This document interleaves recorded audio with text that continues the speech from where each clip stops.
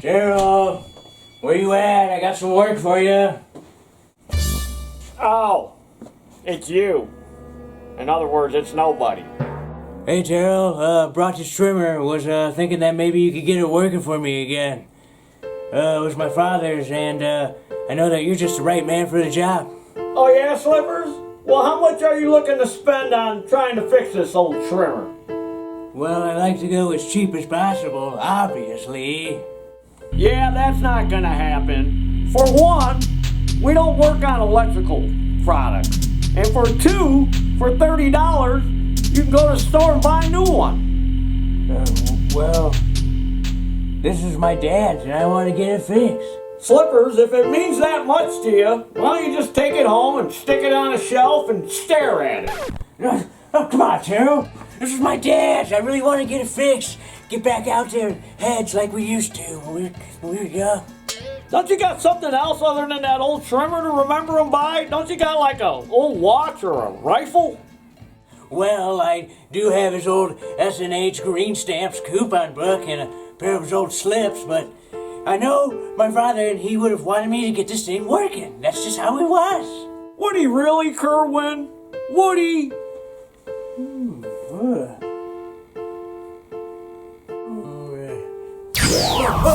What's going on? What's going on? What's happening with these lights? This is pretty scary. Pappy, is that you? Is that you, Pappy? Ooh, Kerwin, ooh. This better be important. I was just in the back clipping coupons with Jack Benny. Hey, what do you got that old trimmer for? I was gonna get it fixed, Pappy, in your honor, and use it like old times.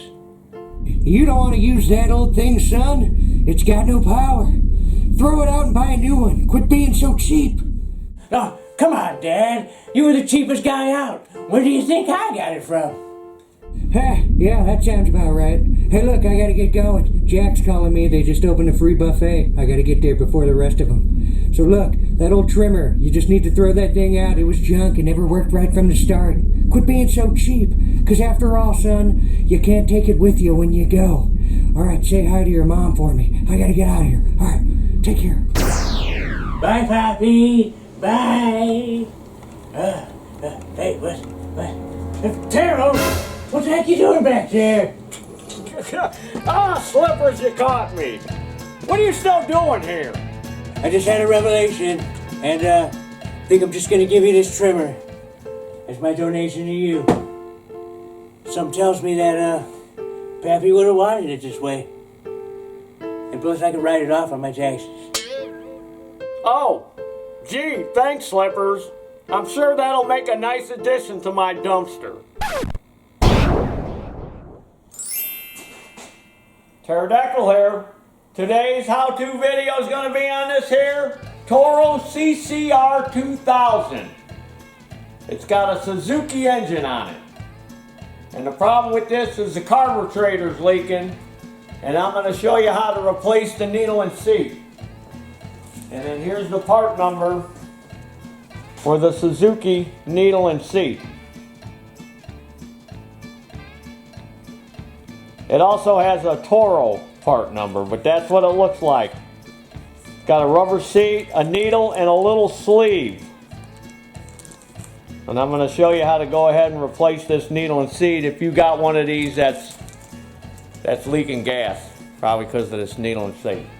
Alright, so first thing you got to do is take the key out, and then 5/16 socket, take out these 3 screws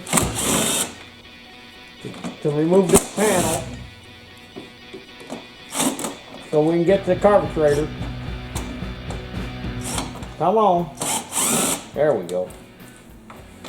And then this panel will lift off. I'm going to pull this rope out of the way.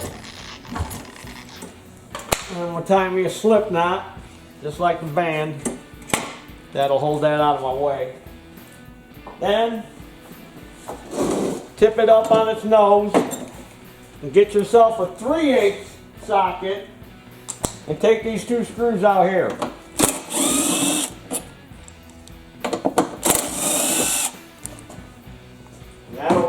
this panel. And then you can, gotta be careful, pull this out. It's plastic, so it'll give. There. All right. So now this is your choke lever. That fits in that little hole right here. See? So when you go to put it back together, we're going to show you how to make sure that goes back in that hole.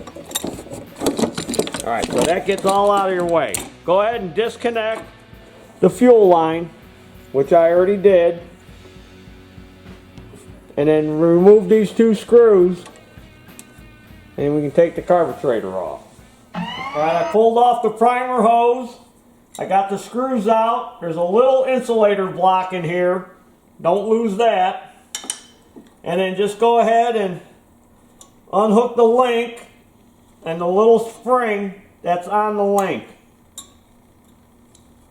They're all in this hole here. Now the carburetor's off. Oh, little link sliding away on me. Don't want to lose any of that. All right, there it is. So I'm just going to go ahead and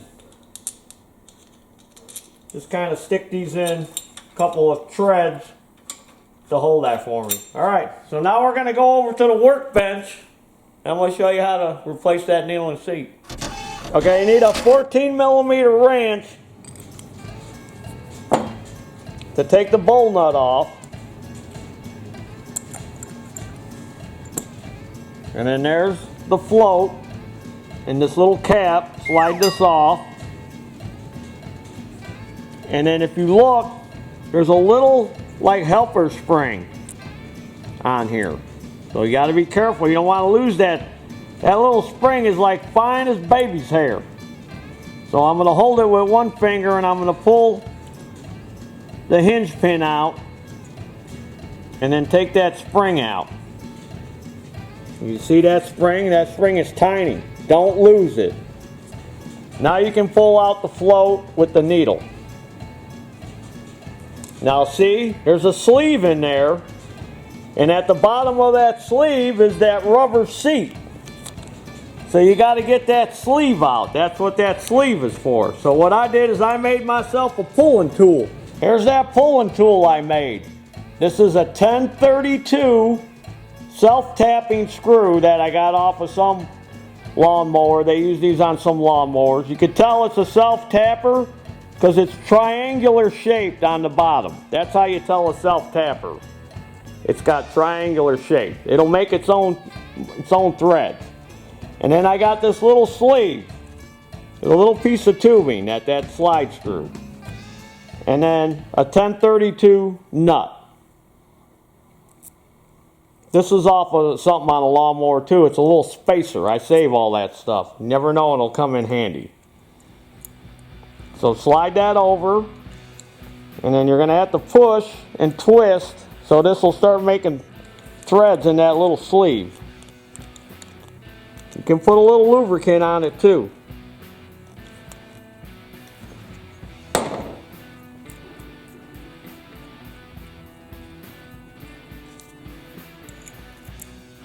And then when you tighten down this nut, it's going to draw that little sleeve out of the carburetor.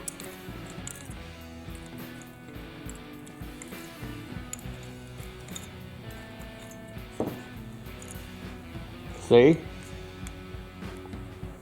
There it is. And that little rubber seat is done stuck to the bottom of it.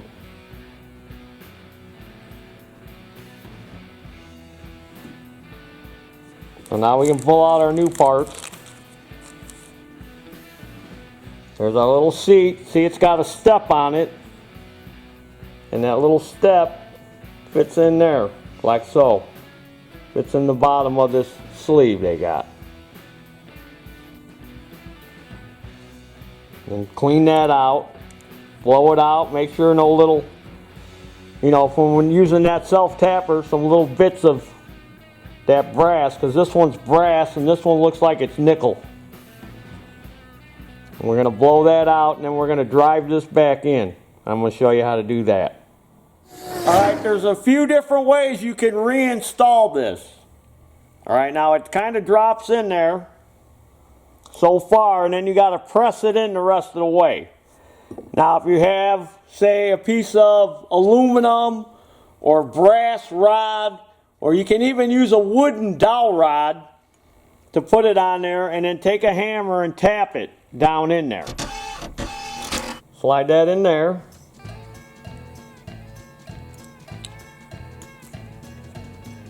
Now I'm going to take this spring and I'm going to start it first like this. Now this little leg has got to fit down in that crack. Down in there. Get it lined up.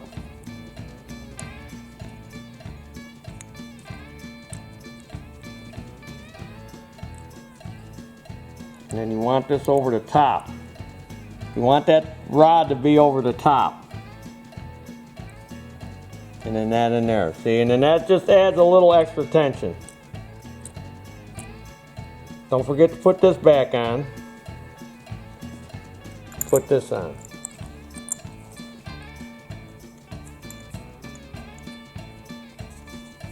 Tighten her down.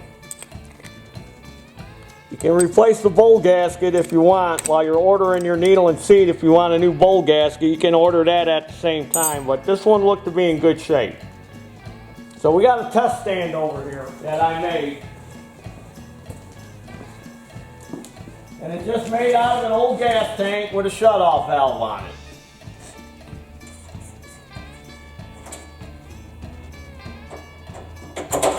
And we just shoved the carburetor around there, just to make sure it don't leak before you go putting it all back together and wasting all that time and see that there's a problem. And then we turn on the gas.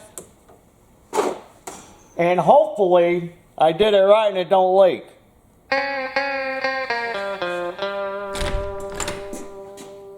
Oh, hey, hi there. Okay, it's been sitting for about, I don't know, 10, 12 hours now and it hasn't leaked. You don't have to let it sit that long. So go ahead and hook the link back in, hook the spring in first, hook that little helper spring in first, and then hook in the rod, and then don't forget that insulator block. Make sure everything's good and it's not bound up, and go ahead and put the screws in. Alright, I got the primer hose hooked back up. Now I'm going to hook this choke rod back in there. Now we got to snake this cover back on. A little tricky getting all this stuff in at once. I'm going to start from this side.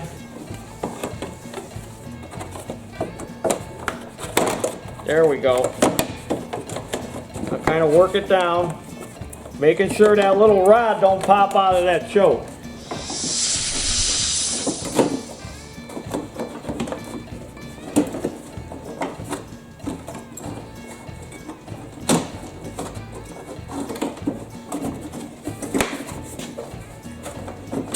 Got to get it around everything. Got to get it around this.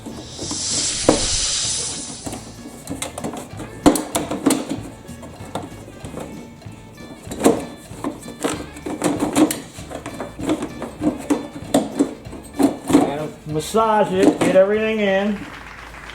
Alright. Now I can look in from the top to make sure that that rod's in there. Can you see down in there, Mr. Cameraman? I'll make sure that rod is in there, in the top of the choke. It is. Mine's in there, so we did good. Alright, now I can flip it back up. Get them 3/8 headed self-tappers. And then get this lined up so you can feel them threading.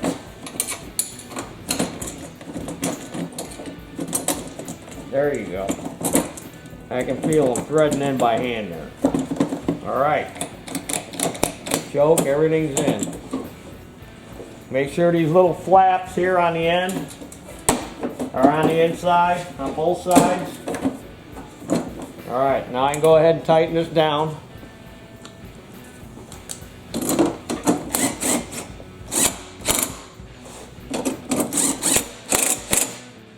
Okay.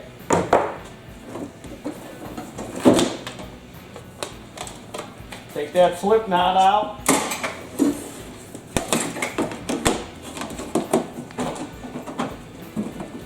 Get that cover in. And then put your 3 screws in here.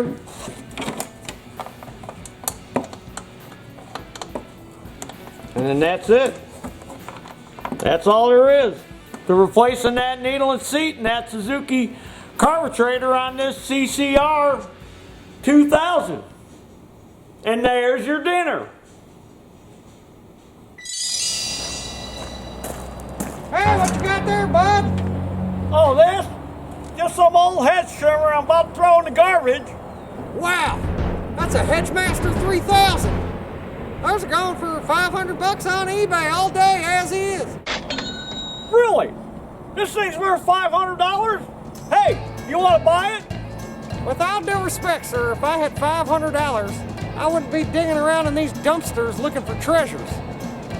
Well, if you would have waited another 30 seconds, you'd have had yourself $500. I'm going to go and post this on eBay.